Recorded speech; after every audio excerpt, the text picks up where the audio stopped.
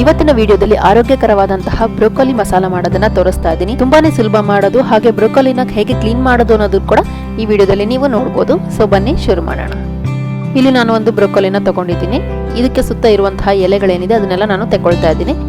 ಇದನ್ನ ನಾವು ಹೂಕೋಸ್ ಕ್ಲೀನ್ ಮಾಡೋ ರೀತಿಯಲ್ಲೇ ಮಾಡ್ಕೊಳ್ಬಹುದು. ಹೂಕೋಸ್ ಕ್ಲೀನ್ ಮಾಡೋ ವಿಡಿಯೋನ ನಾನು ಮೊದಲೇ ಹಾಕಿದ್ದೀನಿ, ನೀವು ಅದನ್ನ ಡಿಸ್ಕ್ರಿಪ್ಷನ್ ಅಲ್ಲಿ ನೋಡ್ಕೊಳ್ಬಹುದು. ಈಗ ಇದರ ದಂಟನ ಕೊನೆಯಲ್ಲಿ ಏನಿದೆ ಅದನ್ನ ನಾನು ಕಟ್ ಮಾಡ್ಕೊಳ್ತಾ ಇದ್ದೀನಿ. ಇದನ್ನ ಬಿಸಾಕ್ಬೇಕು ಅಂತ ಇಲ್ಲ, ಇದನ್ನ ಕಟ್ ಮಾಡ್ಬಿಟ್ಟು ನಾವು ಸ್ಯಾಲಡ್ಸ್ಗೆ ಅಥವಾ ಪಲ್ಯಕ್ಕೂ ಯೂಸ್ ಮಾಡ್ಕೊಳ್ಬಹುದು, ಇದನ್ನ ತಿನ್ಬಹುದು. ಈಗ ಇಲ್ಲಿ ಚಿಕ್ಕ ಚಿಕ್ಕ ಫ್ಲೋರೆನ್ಸ್ನ ನಾನು ಕಟ್ ಮಾಡ್ಕೊಳ್ತಾ ಇದ್ದೀನಿ. ಇಷ್ಟೆಷ್ಟು ದೊಡ್ಡ ಇಟ್ಕೋಬೇಕಂತೇನಿಲ್ಲ, ನಿಮ್ಗೆ ಎಷ್ಟು ದೊಡ್ಡ ಸೈಜ್ ಬೇಕೋ ಅಷ್ಟಕ್ಕೆ ಕಟ್ ಮಾಡ್ಕೊಳ್ಬಹುದು. ಇದನ್ನ ಮಧ್ಯದಲ್ಲಿ ಬೇಕಾದ್ರೆ ಕಟ್ ಮಾಡ್ಕೊಂಡ್ಬಿಟ್ಟು ನಿಮಗೆ ಎಷ್ಟು ಸೈಜ್ ಬೇಕೋ ಅಷ್ಟನ್ನ ಇಟ್ಕೊಳ್ಬಹುದು.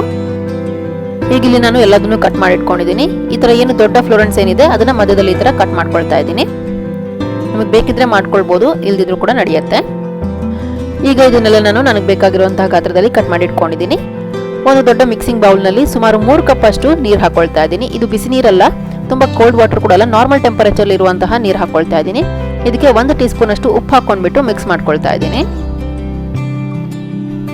ಈಗ ಇದಕ್ಕೆ ಕಟ್ ಮಾಡಿ ಇಟ್ಕೊಂಡಿರುವಂತಹ ಬ್ರೋಕೊಲಿ ಏನಿದೆ ಅದನ್ನೆಲ್ಲ ಹಾಕೊಳ್ಳೋಣ. ಎಲ್ಲದು ಚೆನ್ನಾಗಿ ಮುಳುಗಬೇಕು. ಹೂಕೋಸಿನ ತರನೇ ಇದರಲ್ಲೂ ಹುಳಗಳಿರುತ್ತೆ, ಇದನ್ನ ತೆಕ್ಕೊಳ್ಳೋದಕ್ಕೋಸ್ಕರ ಈ ತರ ಮಾಡ್ತಾ ಇದೀವಿ. ಉಪ್ಪು ನೀರಲ್ಲಿ ಹಾಕೊಳ್ಳೋದ್ರಿಂದ ಹುಳುಗಳು ಏನಿದ್ರು ಕೂಡ ಅದು ಆಚೆ ಬಂದ್ಬಿಡತ್ತೆ. ಸುಮಾರು 10 ನಿಮಿಷದಷ್ಟು ನೀವು ಇದನ್ನ ನೆನೆಸ್ಬಿಟ್ಟು ನಂತರ ತೆಕ್ಕೊಳ್ಳಿ. 10 ನಿಮಿಷದ ನಂತರ ನಾನು ಇದನ್ನೆಲ್ಲ ತೆಕ್ಕೊಳ್ತಾ ಇದ್ದೀನಿ. ಹುಳುಗಳು ಏನಿದ್ರು ಅದು ಉಪ್ಪಿನ ನೀರಿನಲ್ಲಿ ಆಚೆ ಬಂದಿರುತ್ತೆ. ಈಗ ನೋಡಿ, ಇಲ್ಲೊಂದು ಹುಳ ನೋಡಬಹುದು ನೀವು.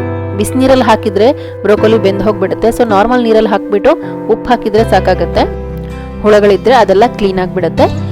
ಈಗ ಮಸಾಲ ರೆಡಿ ಮಾಡ್ಕೊಳ್ಳೋಣ. ನಾನೊಂದು ಬಾಣಲಿನ ಬಿಸಿ ಮಾಡ್ಲಿಕ್ಕೆ ಇಟ್ಕೊಂಡಿದ್ದೀನಿ. ಇದಕ್ಕೆ 2 ಟೇಬಲ್ ಸ್ಪೂನ್ ಅಷ್ಟು ಎಣ್ಣೆ ಹಾಕೊಳ್ತಾ ಇದ್ದೀನಿ. ಎಣ್ಣೆ ಚೆನ್ನಾಗಿ ಕಾದ ನಂತರ 1 ಟೀ ಸ್ಪೂನ್ ಜೀರಿಗೆ ಹಾಗೆ 2 ಈರುಳ್ಳಿನ ಉದ್ದಕ್ಕೆ ಕಟ್ ಮಾಡ್ಕೊಂಡು ಹಾಕೊಳ್ತಾ ಇದ್ದೀನಿ. ಇದನ್ನ ಚೆನ್ನಾಗಿ ಫ್ರೈ ಮಾಡ್ಕೊಳ್ಳೋಣ. ಈರುಳ್ಳಿ ತುಂಬಾ ಬ್ರೌನ್ ಆಗ್ಬೇಕಂತ ಏನಿಲ್ಲ, ಸ್ವಲ್ಪ ಟ್ರಾನ್ಸ್ಪರೆಂಟ್ ಆಗೋವರೆಗೂ ಫ್ರೈ ಮಾಡ್ಕೋಬೇಕು. ಇದಕ್ಕೆ ಈಗ ಸ್ವಲ್ಪ ಕರಿಬೇವು ಹಾಕೊಳ್ತಾ ಇದ್ದೀನಿ. ಈರುಳ್ಳಿ ಚೆನ್ನಾಗಿ ಬೆಂದ ಮೇಲೆ ಇದಕ್ಕೆ ನಾನು 1 ಟೀ ಸ್ಪೂನ್ ಅಷ್ಟು ಜಿಂಜರ್ ಗಾರ್ಲಿಕ್ ಪೇಸ್ಟ್ ಹಾಕೊಳ್ತಾ ಇದ್ದೀನಿ. ನೀವು ಬೇಕಾದ್ರೆ ಶುಂಠಿ ಹಾಗೆ ಬೆಳ್ಳುಳ್ಳಿನ ಸಪರೇಟ್ ಆಗಿ ಜಜ್ಜಿಬಿಟ್ಟು ಹಾಕೊಳ್ಬಹುದು. ಶುಂಠಿ ಬೆಳ್ಳುಳ್ಳಿ ಹಸಿ ವಾಸನೆ ಹೋದ ನಂತರ ಇದಕ್ಕೆ ನಾನು 1 ಟೊಮೆಟೊನ ಈ ತರ ಉದ್ದಕ್ಕೆ ಕಟ್ ಮಾಡ್ಕೊಂಡು ಹಾಕೊಳ್ತಾ ಇದ್ದೀನಿ. ಇದನ್ನ ಕೂಡ ಚೆನ್ನಾಗಿ ಫ್ರೈ ಮಾಡ್ಕೊಳ್ಳೋಣ. ಟೊಮೆಟೊ ಚೆನ್ನಾಗಿ ಮ್ಯಾಶ್ ಆಗಬೇಕು, ಅಲ್ಲಿವರೆಗೂ ಚೆನ್ನಾಗಿ ಫ್ರೈ ಮಾಡ್ಕೊಳ್ಳೋಣ. ಮೀಡಿಯಂ ಫ್ಲೇಮಲ್ಲೇ ಇಟ್ಕೊಂಡಿರಿ. ಇದಕ್ಕೀಗ 1/4 ಚಮಚ ಅರಿಶಿನ, 1 ಚಮಚದಷ್ಟು ಅಚ್ಕಾರದ ಪುಡಿ, ಅರ್ಧ ಚಮಚ ಗರಂ ಮಸಾಲ ಪೌಡರ್, 1 ಚಮಚ ಉಪ್ಪು ಹಾಕೊಂಡ್ಬಿಟ್ಟು ಮಿಕ್ಸ್ ಮಾಡ್ಕೊಳ್ತಾ ಇದ್ದೀನಿ. ಮಸಾಲ ಎಲ್ಲ ಚೆನ್ನಾಗಿ ಫ್ರೈ ಆದಮೇಲೆ ಇದಕ್ಕೆ ನಾನು ಆಗಲೇ ಕ್ಲೀನ್ ಮಾಡಿ ಇಟ್ಕೊಂಡಿರುವಂತಹ ಬ್ರೋಕೊಲಿನ ಹಾಕೊಳ್ತಾ ಇದ್ದೀನಿ. ಈಗ ಇದನ್ನು ಕೂಡ ಚೆನ್ನಾಗಿ ಮಿಕ್ಸ್ ಮಾಡ್ಕೊಳ್ಳೋಣ. ಮಸಾಲ ಜೊತೆ ಬ್ರೋಕೊಲಿ ಎಲ್ಲ ಚೆನ್ನಾಗಿ ಮಿಕ್ಸ್ ಆಗಬೇಕು. ನಂತರ ಇದಕ್ಕೆ ನಾನು ಸುಮಾರು 1/4 ಕಪ್ ಅಷ್ಟು ನೀರು ಹಾಕೊಳ್ತಾ ಇದ್ದೀನಿ. ಒಂದು ಮುಚ್ಚಳನ ಮುಚ್ಚಿಬಿಟ್ಟು ಮೀಡಿಯಂ ಫ್ಲೇಮಲ್ಲಿ ಇಟ್ಟು ಸುಮಾರು 10 ನಿಮಿಷ ಇದನ್ನ ಬೇಯಿಸ್ಕೊಳ್ತಾ ಇದ್ದೀನಿ. ನೋಡಿ, ಇದು ಇವಾಗ ಚೆನ್ನಾಗಿ ಬೆಂದಿದೆ. ಇದನ್ನ ಒಂದ್ಸರಿ ಚೆನ್ನಾಗಿ ಮಿಕ್ಸ್ ಮಾಡಿಬಿಟ್ಟು ಸ್ಟವ್ ಆಫ್ ಮಾಡ್ಕೊಳ್ತಾ ಇದ್ದೀನಿ. ತುಂಬಾನೇ ಸುಲಭ ಮಾಡೋದು, ತುಂಬಾನೇ ಟೇಸ್ಟಿ ಆಗಿರುತ್ತೆ, ಆರೋಗ್ಯಕ್ಕೂ ಕೂಡ ತುಂಬಾನೇ ಒಳ್ಳೆಯದು. ನೀವು ಇದನ್ನ ಒಮ್ಮೆ ಟ್ರೈ ಮಾಡಿ ನೋಡಿ ಹೇಗಾಗಿದೆ ಅಂತ ನನಗೆ ಕಾಮೆಂಟ್ಸ್ ಅಲ್ಲಿ ತಿಳಿಸಿ. ನಿಮಗೆ ವಿಡಿಯೋ ಇಷ್ಟ ಆಗಿದ್ರೆ ಲೈಕ್, ಶೇರ್, ಕಾಮೆಂಟ್ ಮಾಡೋದನ್ನ ಮರಿಬೇಡಿ. Thank you.